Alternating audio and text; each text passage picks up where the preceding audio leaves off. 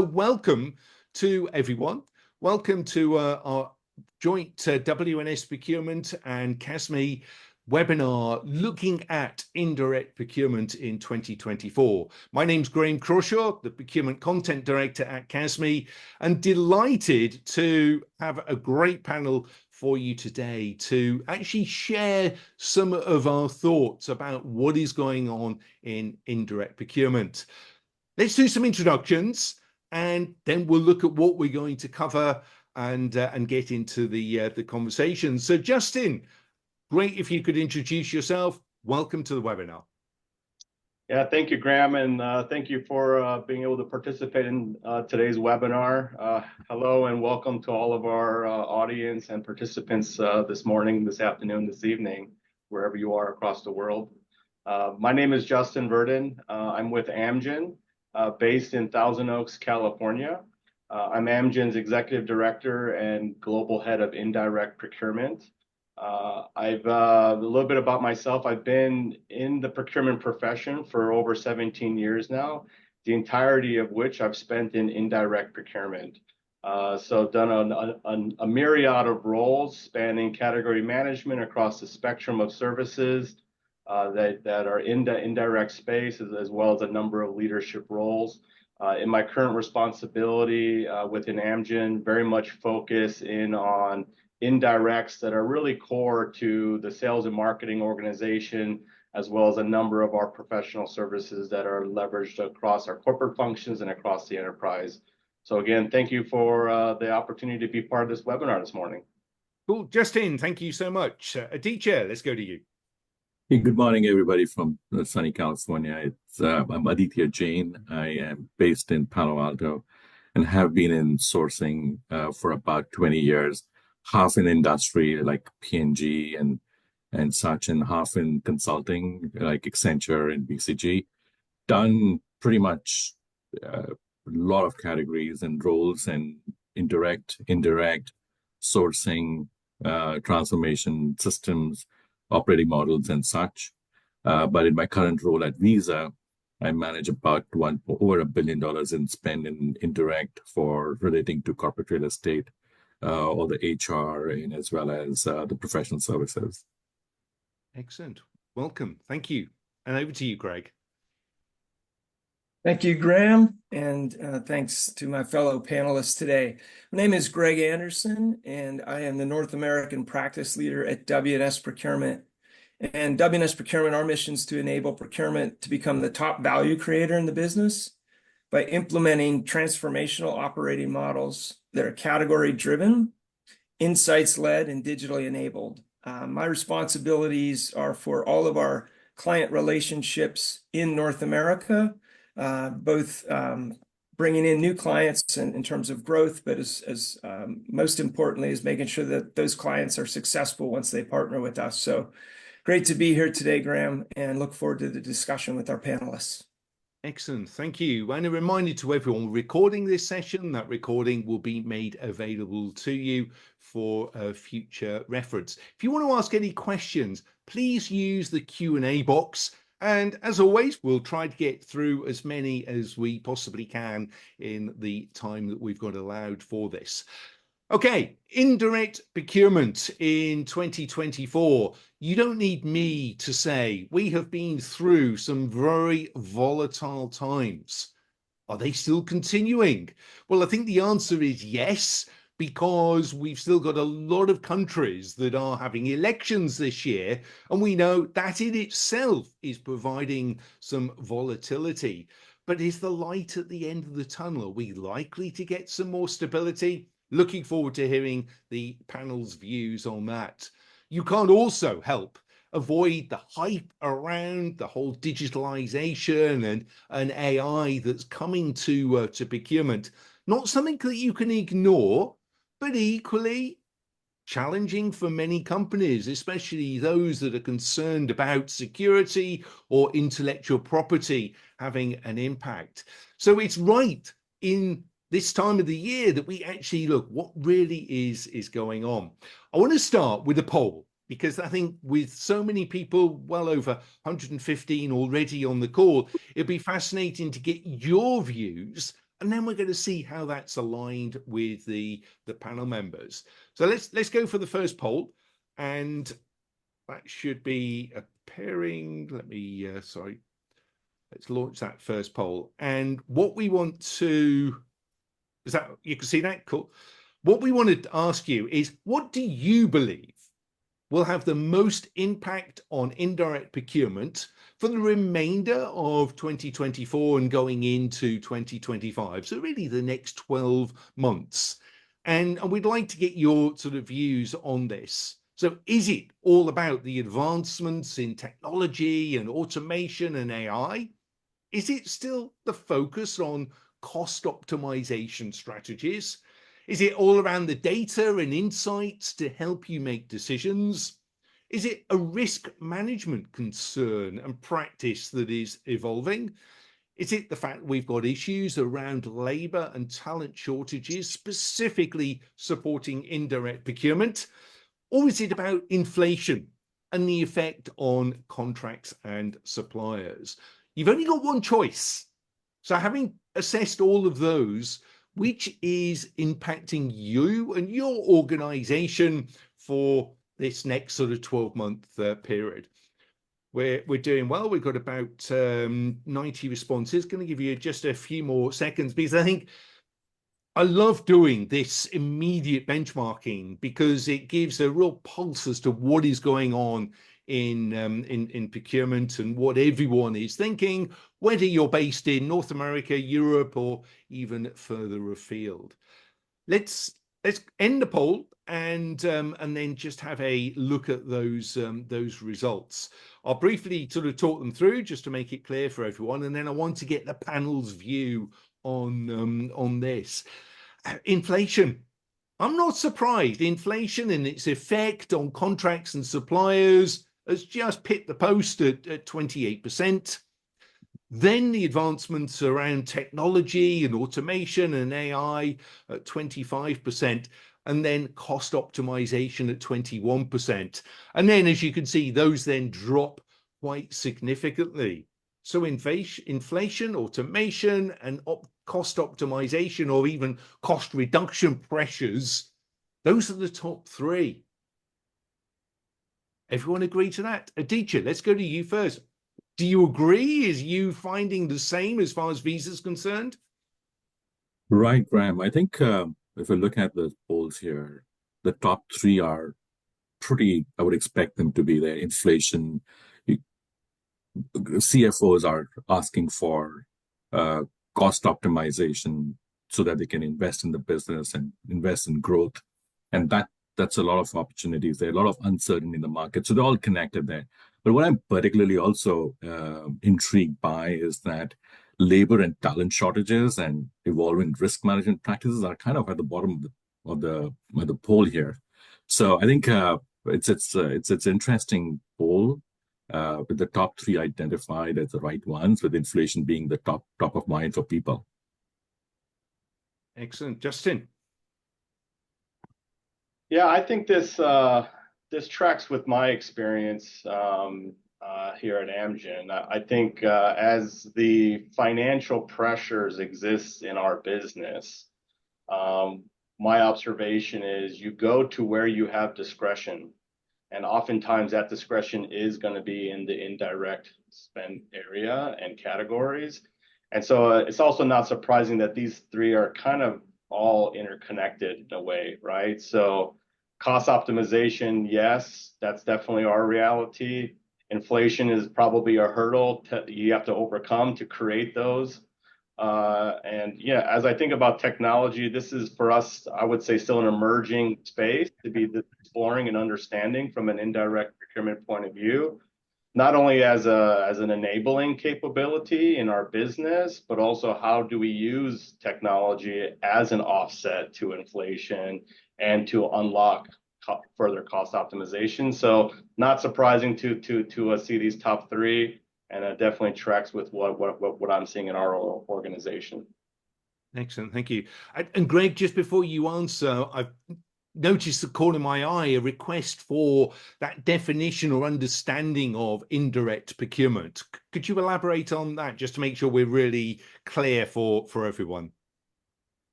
Yeah, so the definition of indirect procurement, is that what you're looking for? Yes. Yeah. Okay. Yeah. So I like to easily define it as everything that a company buys that does not end up in the product that they sell, right? So that's professional services. Big categories we see are IT, that's software as well as hardware.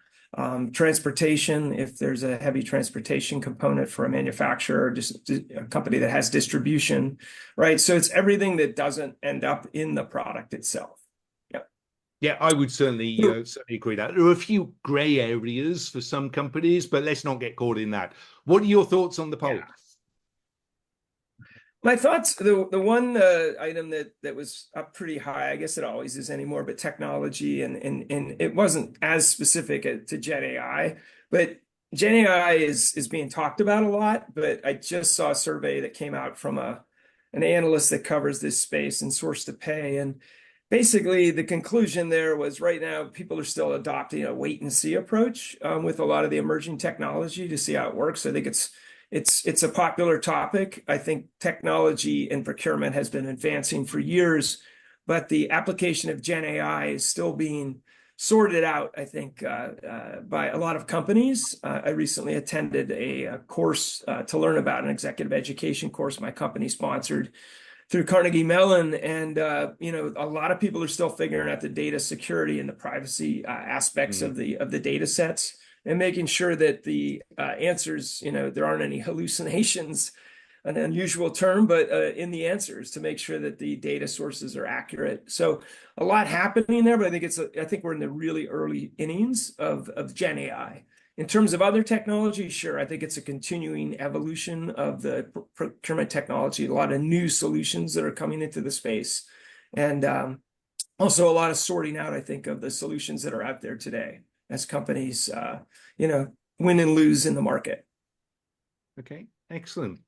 So having set the scene, having got a good understanding as to what everyone on this call is thinking, we thought we would cover 4 distinct areas around indirect procurement, and it sort of relates. So we're going to start by looking at inflation in a bit more depth, then look at labor and talent shortages, risk management, and then finally, that engaging stakeholders, that ongoing challenge that procurement still finds itself facing. So let's look at inflation. First of all, I mean, on one hand, you could say at last it is coming down. The rate of inflation is lower in many countries, but it's still a challenge for procurement. Justin, at Amgen, are you done with inflation? What sort of challenges does that still bring to you? Definitely not done with inflation. I would think of this in a few ways, and this was a little bit crystallized for us through the large spikes of inflation that we all experienced during COVID. Is it really brought it to the forefront of our attention in terms of, do we actually have an ability to identify and measure inflation and the impact of that in our indirect categories or with specific vendors? How are we going to solve the problem if we don't really even have the ability to identify and isolate it? So that's something that we've spent quite a bit of time developing. I would say it's not a perfect science. There's a bit of an art to it. You never really get to the full answer, but that's the first thing I would point out to, is you have to have the ability to understand what's happening, and let alone then develop plans against it.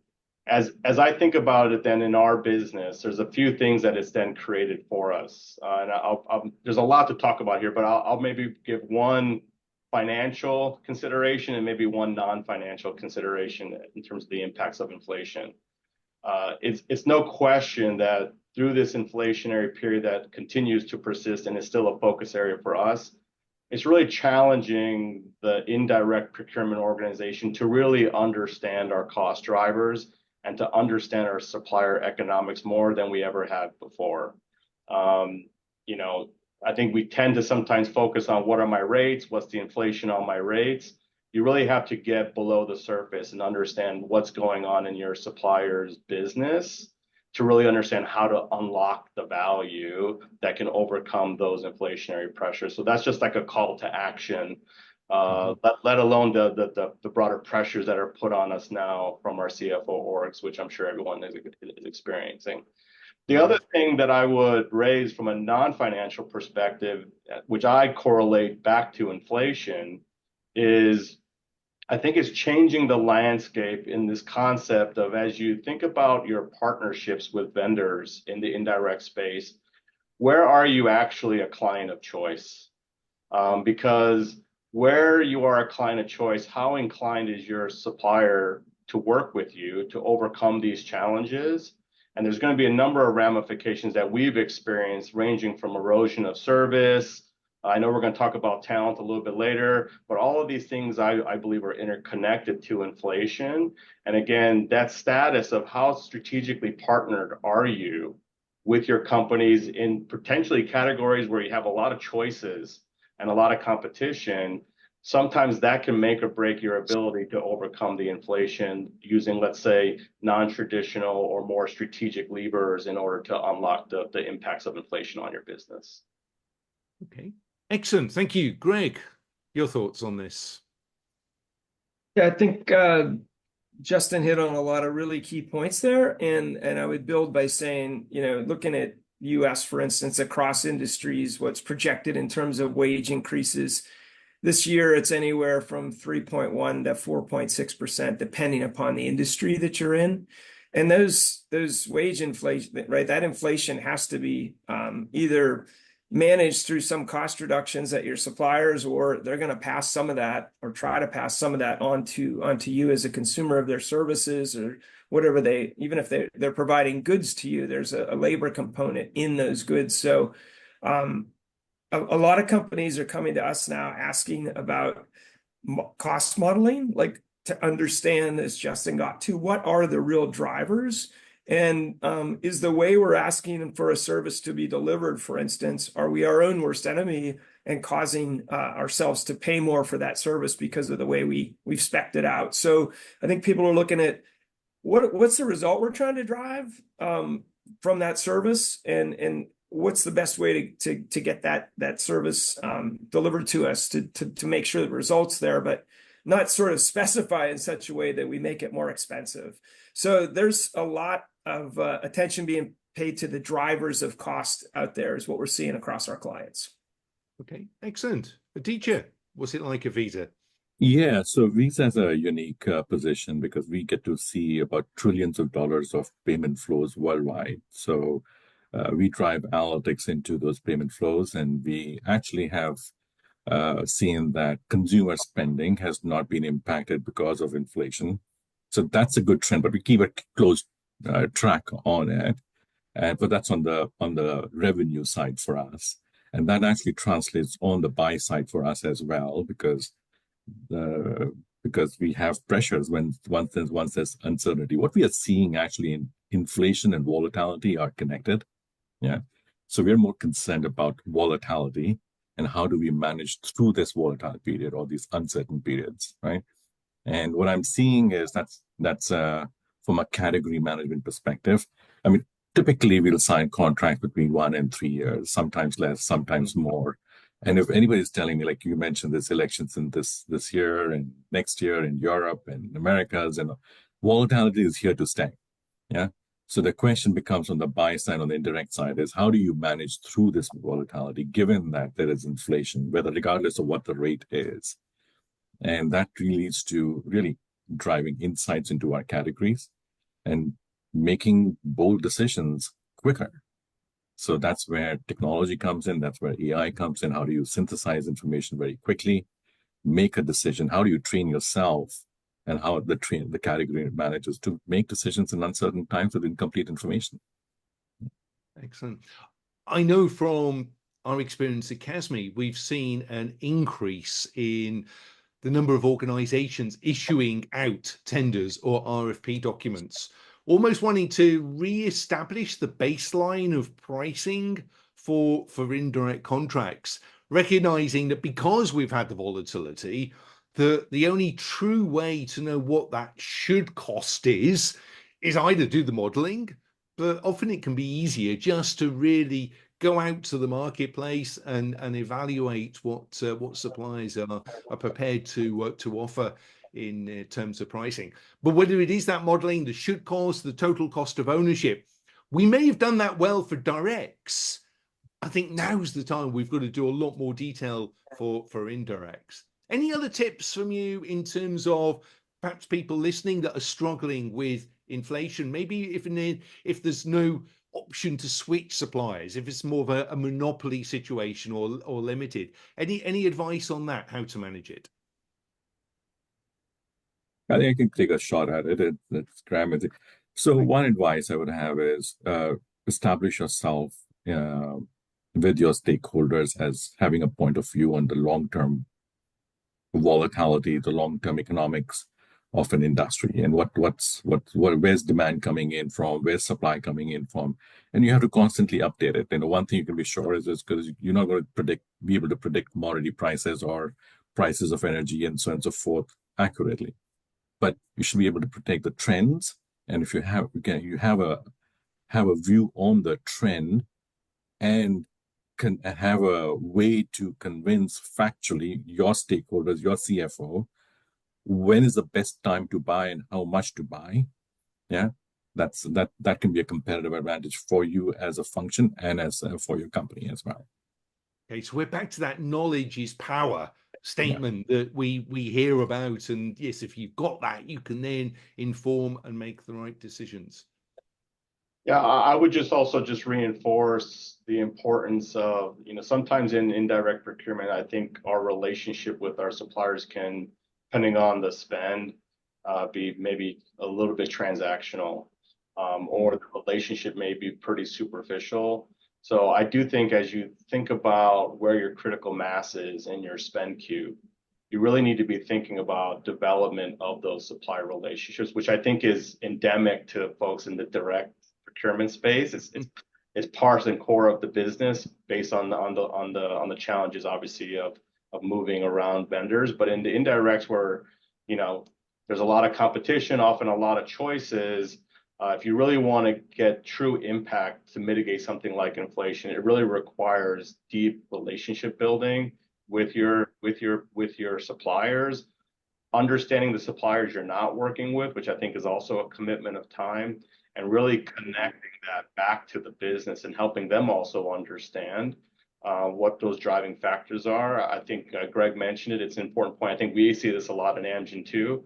What is the effect that we as the client have on our vendor as it pertains to cost? And again, in the indirect space where we just typically think of ourselves as consuming services, we may not focus so much on our ways of working, but oftentimes those ways of working is where you're going to find the value. So it's really spending a lot of time understanding the environment, developing those strategic relationships, and really trying to go beneath the surface and understanding how to unlock or overcome challenges like inflation. Okay, cool. Let's move on to talk about labor and talent, because that's been quite a disruption. And again, I know from CASME surveys that we've done, it's been that labor element that really has driven increases in cost and actually getting the right people to support the contracts. I mean, it's bad enough getting the right talent within procurement, but that whole labor has seemed to be a conversation that's top of the list to have at the moment. What's your experience, Aditya? Let's go to you first on that one. What impact is labor and talent having on the work you're doing?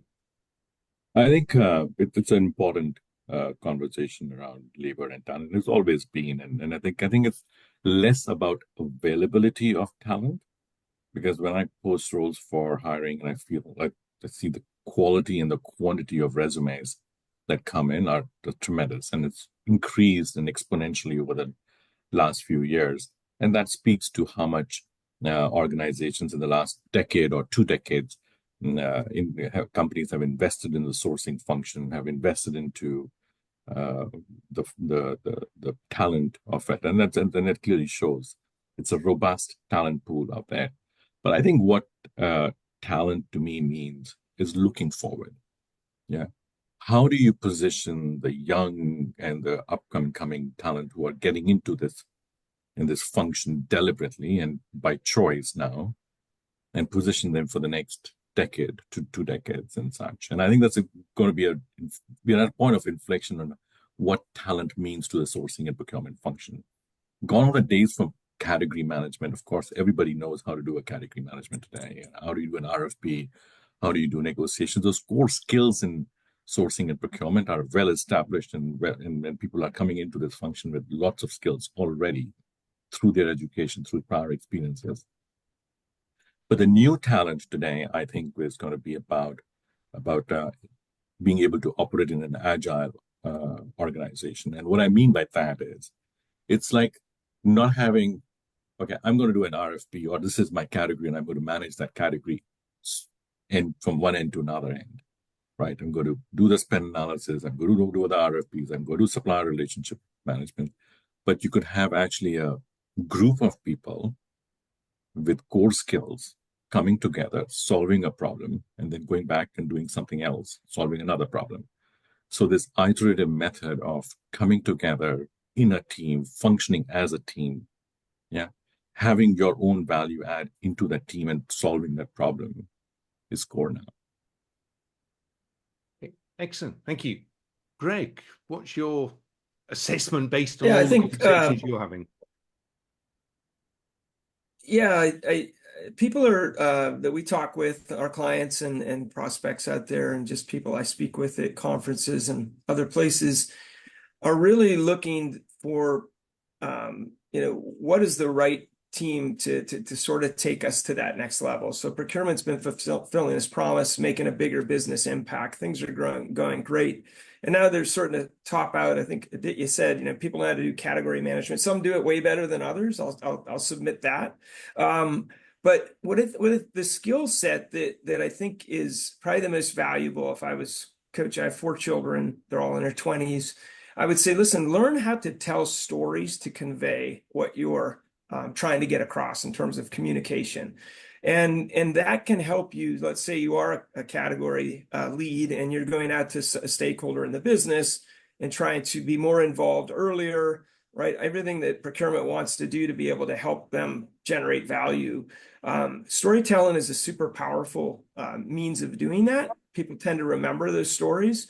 And I think when you can give people concrete examples, they get it. The other thing is you want to build the credibility of those people, making sure they're well informed about the categories, the trends that are going on in those categories, so that they can have a very positive conversation with stakeholders. And ultimately, what you're trying to do is bring more spend back, right? To say, hey, we're getting in on this early, right? We're going to be part of the move to cloud strategy for the balance of the business. We've got to be ready for this. Then once you get the spend, I think the key, and coming back to talent, is make sure you have enough capacity to take care of that spend in the right way, right? So the worst thing you can do is start getting more spend coming in and not have the ability to serve it, because then the stakeholders will go right back to doing it themselves or finding another means, right, to work around procurement, because you don't want to be the bottleneck. So you have to really think of it as a system when you think of your talent. Is to have the right people at the front end. Once that front end's working well and creates activity, do I have the right talent and the right amount of talent to execute on the projects that are coming our way and to deliver the results. Ultimately, you want to build a machine in procurement that can deliver business outcomes. So they have to be the right people with the right smarts about the right categories and topics, and the right people that can execute and run it all the way through the system effectively. So I think you need to look at your talent strategy end to end. And but more and more, we're seeing people that are trying to be more strategic. I'd say go out there and invest in sending your people to storytelling courses, and start using storytelling in what your in your interactions with stakeholders. It really unlocks a lot that it didn't unlock before. Excellent. Thanks for that piece of advice, Greg. We'll all rush off and make sure we sign up to something now. Justin, do you agree that there is plenty of talent to support procurement? There's no shortage of resumes, or is a teacher with the Visa brand sort of been given priority by those that are applying? What's your take on getting the right people where you need them to do the work in procurement? Well, I think we're definitely experiencing challenges in terms of accessing the right talent. I do think some of this is influenced by maybe what sector of business you're operating within. Mm-hmm. I also would maybe introduce here the impact of geography. So in the case of Amgen, we're a biopharmaceutical company, but we're also on the West Coast. And so we see the concentration of talent probably on the East Coast, where you have a concentration of our industry. Now, how do we access that talent if we're not prepared to offer remote, solutions and other things that probably have been unlocked during COVID? But the question is, how sustainable is that? So, is there talent out there? Yes. Sometimes there may be limitations based on where your company is located or even the brand of your company. I think certainly many of us work for companies that have a reputable brand that a lot of professionals want to come and work for, but that may not be the case for all companies. I participate in a CPO network here on the West Coast, which has a lot of technology, entertainment industries. And I hear the conversations about access to talent all the time. And if you think about some of these brands, interesting brands, but maybe not at the scale and focus of the indirect procurement space. The other thing I would call out here is some of the indirect procurement areas. I think of it as spaces to develop talent, but in some of these categories that are very technical, and here I'm thinking maybe some of our corporate technical services and some of our large spend areas in marketing, you really need to find the right talent at the right level to be successful, depending on what the needs of your business are going to be. That may be cost prohibitive. So depending on your department and your department's budget, you may be able to find the talent, but can you afford the talent, right? So as we talk about inflation of our suppliers, there's definitely been an inflation on access to talent and procurement as well. And so that also represents some challenges that businesses are probably having to deal with. Is you may be able to find the talent, but can you actually bring them in? And in some cases, we may need to think of alternative ways to address certain categories of spend. Okay. I'm glad you've almost balanced that, because what you describe is certainly what I'm hearing. Majority of the world, I would suggest, is not necessarily finding it that easy, bringing in people and then sort of training some of the specifics that are required in order to get the right people. Procurement's slowly getting there in terms of the reputation that people want to work for the function, but it's still very early days. So I think it's definitely one to watch. So thanks for your ideas and suggestions there. Another hot topic within procurement is very much risk management. Our experience is procurement's getting more and more involved with the risks. It's a value add to the business.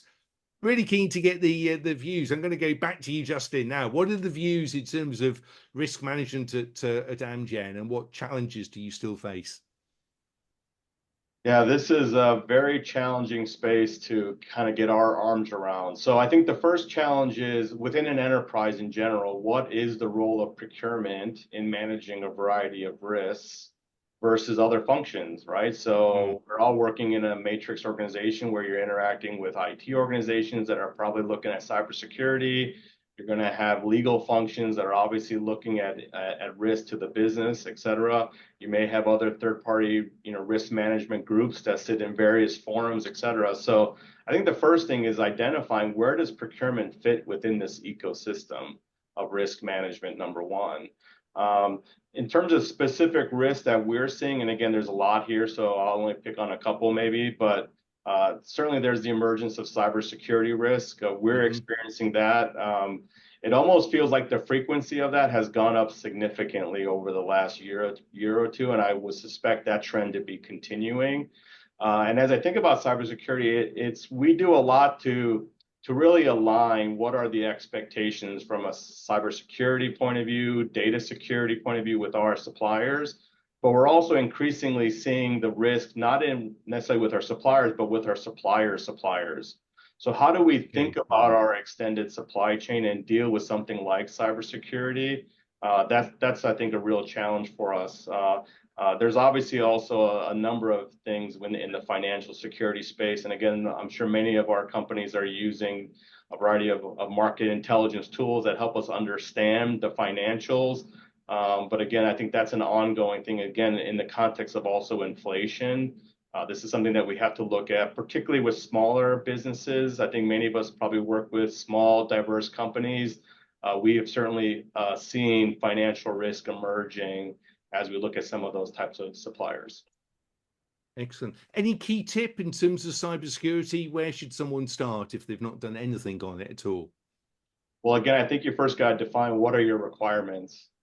What are the risks that you're trying to ultimately manage to, and to be able to, in a clear manner, articulate that to your suppliers in terms of expectations, and really then pull that through your contractual agreements. So I think that's, for me, the first thing is have transparency, have alignment within your enterprise of what are the risks you're trying to control, and really ensure that your suppliers understand that. And then there has to be a capability in place to really monitor that on a regular cadence. Right.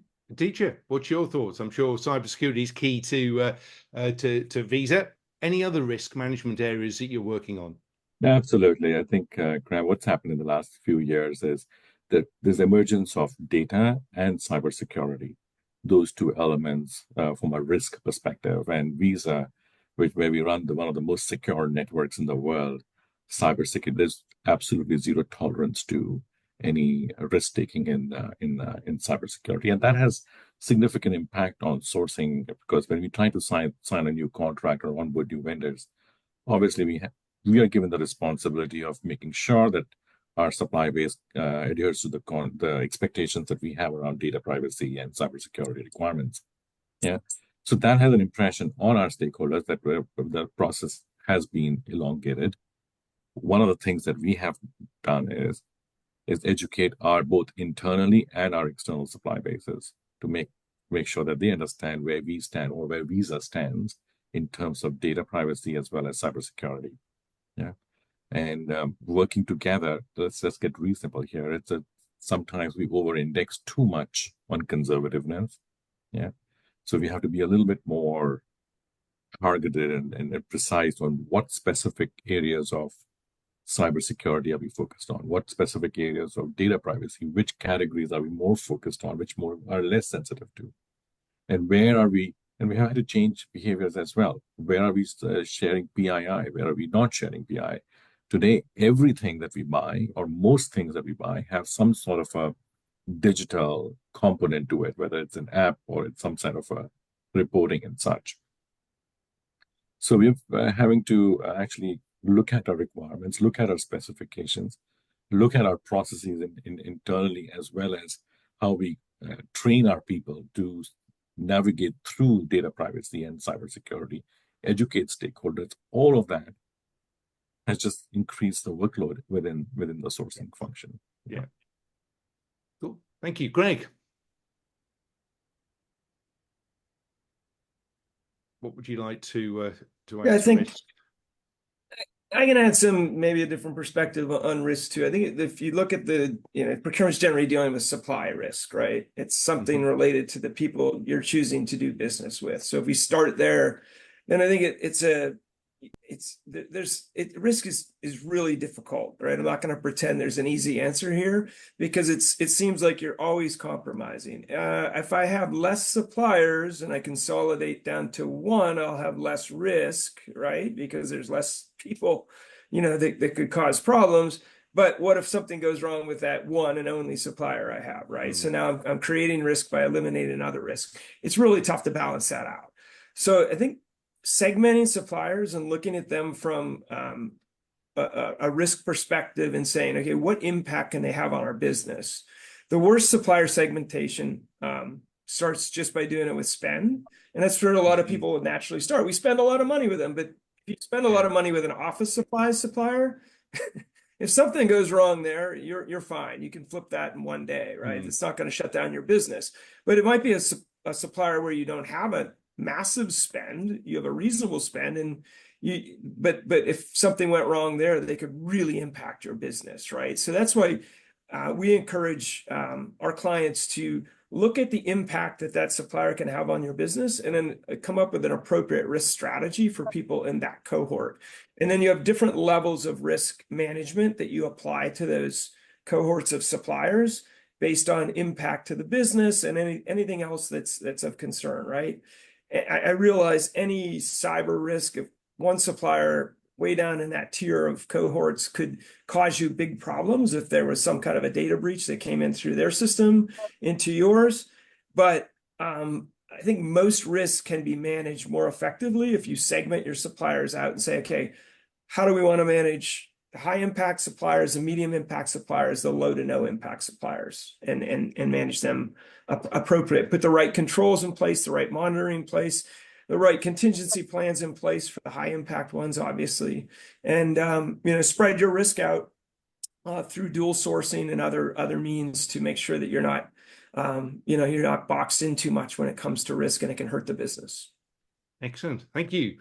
Let's get the view of risk management and what everyone is thinking with our next poll. So what is the most pressing risk management challenge in indirect procurement for your organization? You can select one out of bribery and corruption, cybersecurity, we've just been talking about, data security and privacy breaches, financial status of critical and high spend suppliers, issues around modern slavery, child labor and violation of human rights, or supply chain disruption. We've deliberately selected some quite distinct risk areas.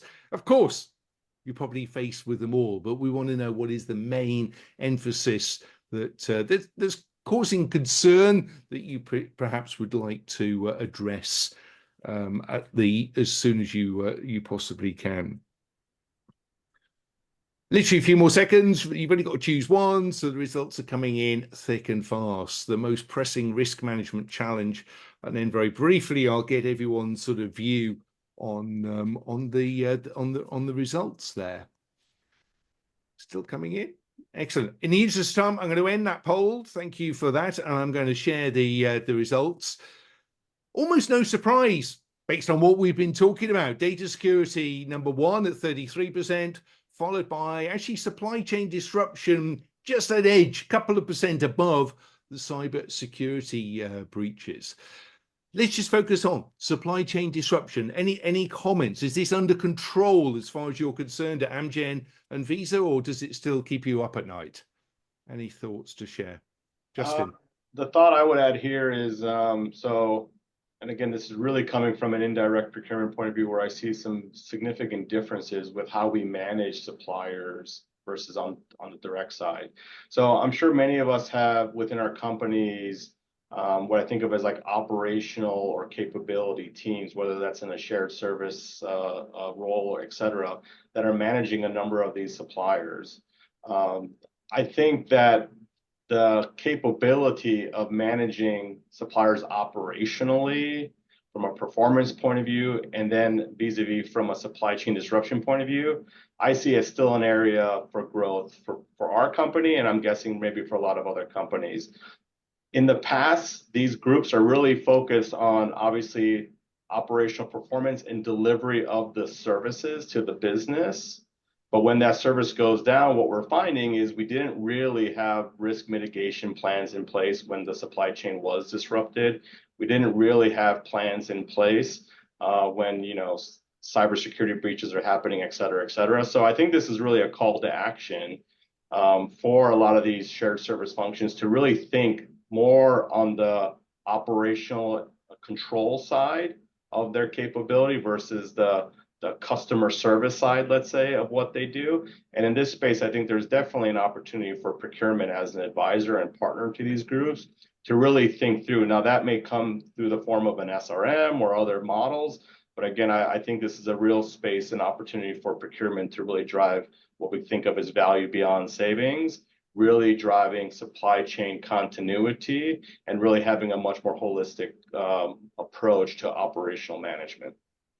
Okay, excellent. Thank you, Justin. And Justin, can I ask you to clarify that? Is that referring more supply chain on the direct materials side, inbound flows into Amgen? No, I'm thinking. So what's a good?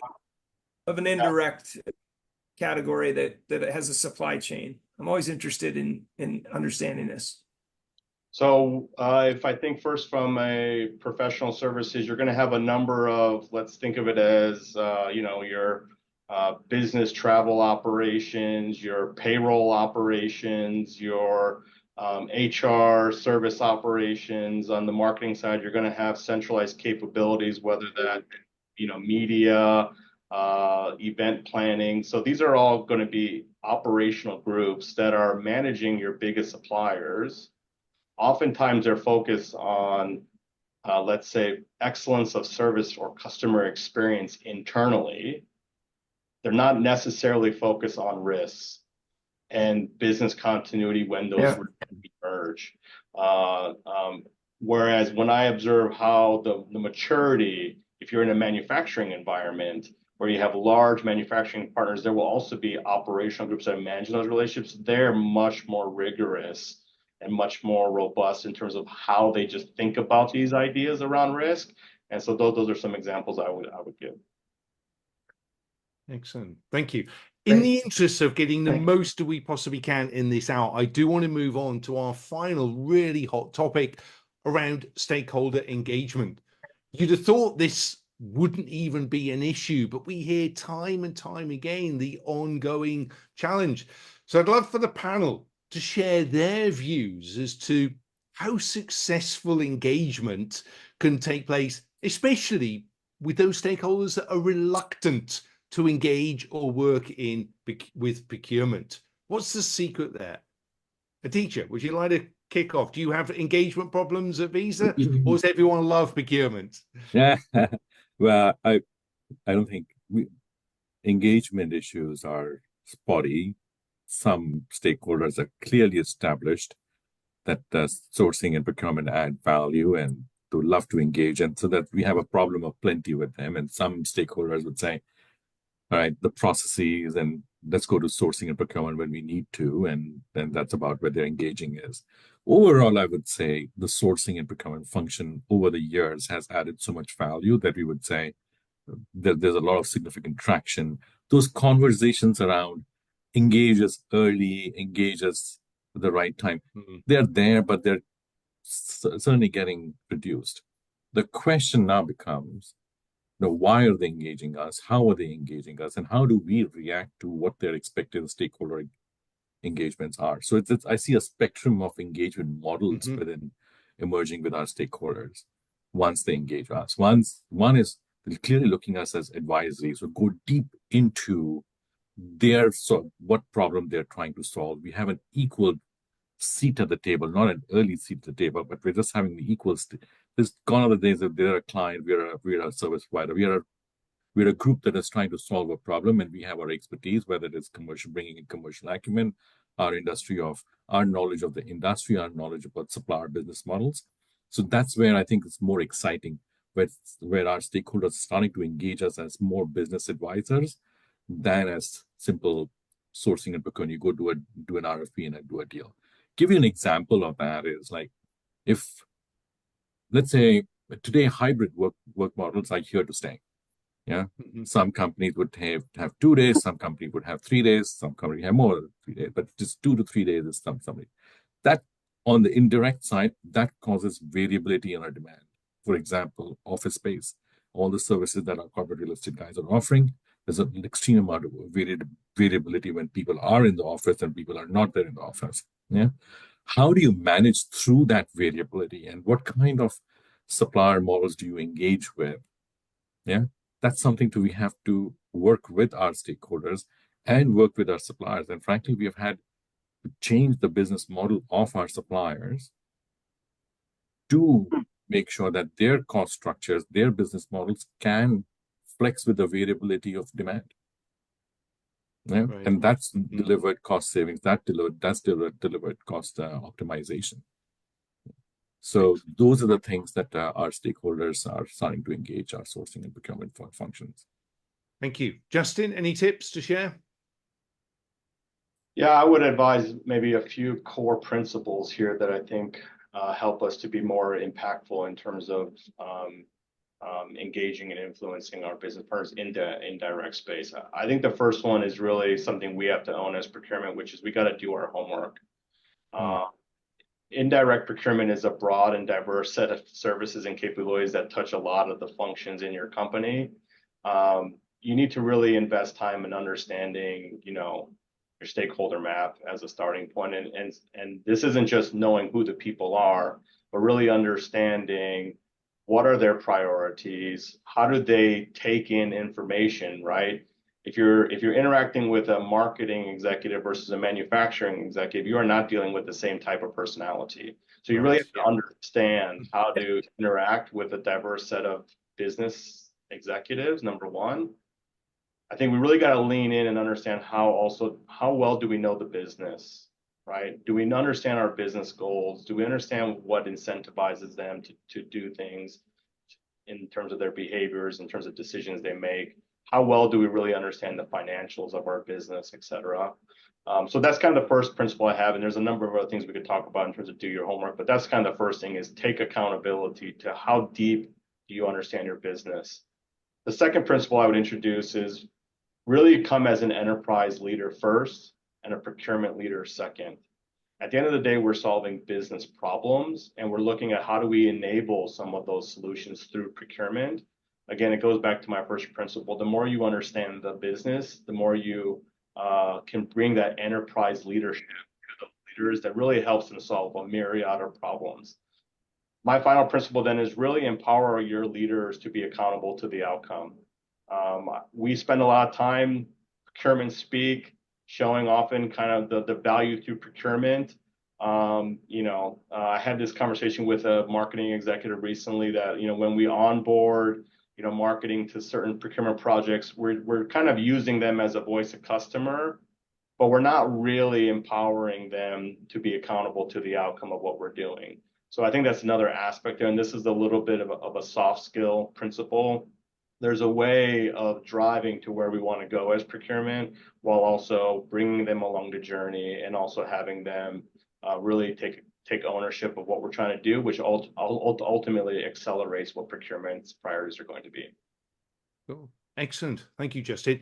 And I'm going to come to you, Greg, but at the same time, we're going to multitask, because I want to put up the third poll that we've got, which is looking about that value beyond cost saving that Justin's just been talking about. And we'd like to get your view on that. So on the screen there, managing which of the following is enabling procurement to deliver value beyond cost saving. Options being cost avoidance, innovation, market intelligence, risk mitigation, stakeholder engagement, ESG compliance, total cost of ownership.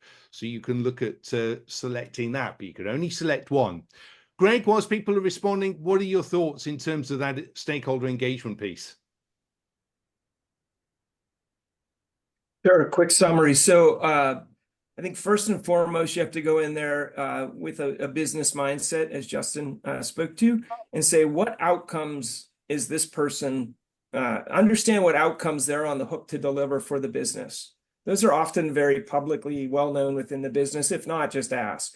Second, here's a pro tip hack I got from a great sales trainer once, but it's AAA. As you prepare for any phone call, if I'm going to talk to an executive, I want to make sure I make great use of their time, but I want to come away with really three things as I prepare for the meeting and come out of the meeting.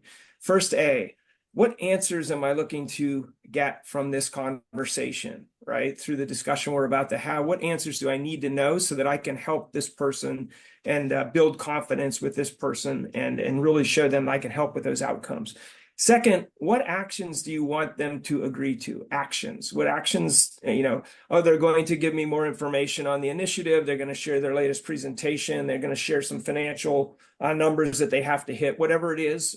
You get them to agree to actions and further engagement with you. And third, think about the attitude you want them to have about yourself and about procurement coming out of that meeting. Right? I want them to feel like they're not getting involved to slow me down.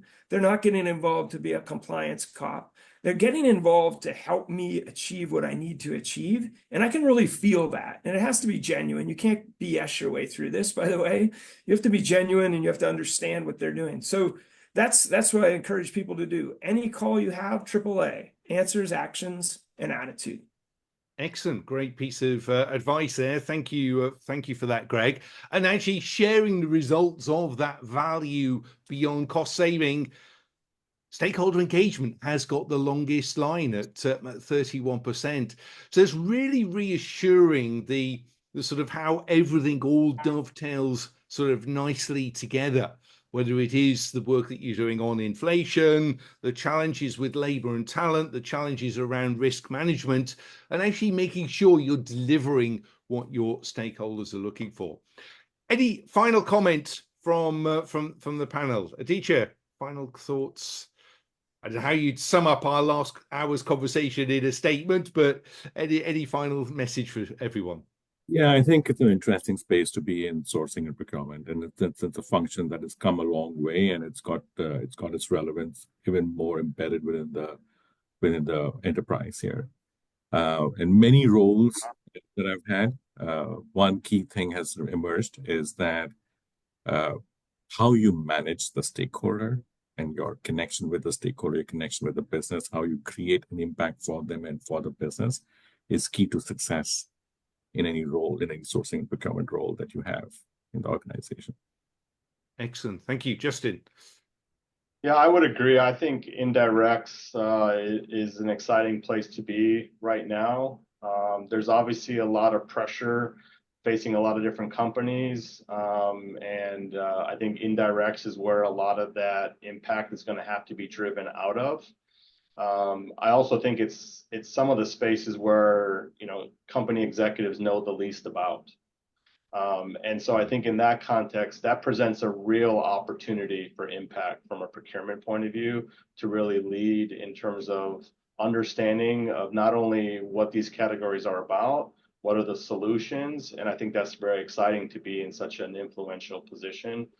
So I would encourage everyone to take advantage of that. Absolutely. Why would you want to work anywhere else other than procurement based on everything that's going on? Greg, last thoughts from yourself. The panelists here, Justin and Aditya, have done a nice job of highlighting a lot of key concepts and you know, the importance of indirect. I think indirect still has a lot of runway in terms of you know, making it as well managed, as attention getting, so to speak, as direct materials, right? Anything in the product is always sort of the most important thing. It has such an impact on cost of goods sold and everything. But indirect, there's great opportunities to really understand and learn about the business too. Where do you get to talk to marketing? Where do you get to talk to IT? So many different functions across the company that you're helping, and you can learn more about the business, and you can make a huge impact on the outcomes those folks are looking to drive. So you know, stick with indirect and learn what you can, explore new categories, and you know, just keep getting better. I'd say I think there's a ton of opportunity in indirects. Excellent. And clearly people love your answers, actions, and attitude statement. We'll address questions offline. We've run out of time. All that remains for me to say is thank you very much to Aditya, to Justin, and from Greg and myself. Thank you for this, being part of this update of Indirect Procurement 2024. And we look forward to a further update in the not too distant future. Until then, thank you all for support today, and goodbye for now. Thanks, guys. Thank you. Thank you, everyone.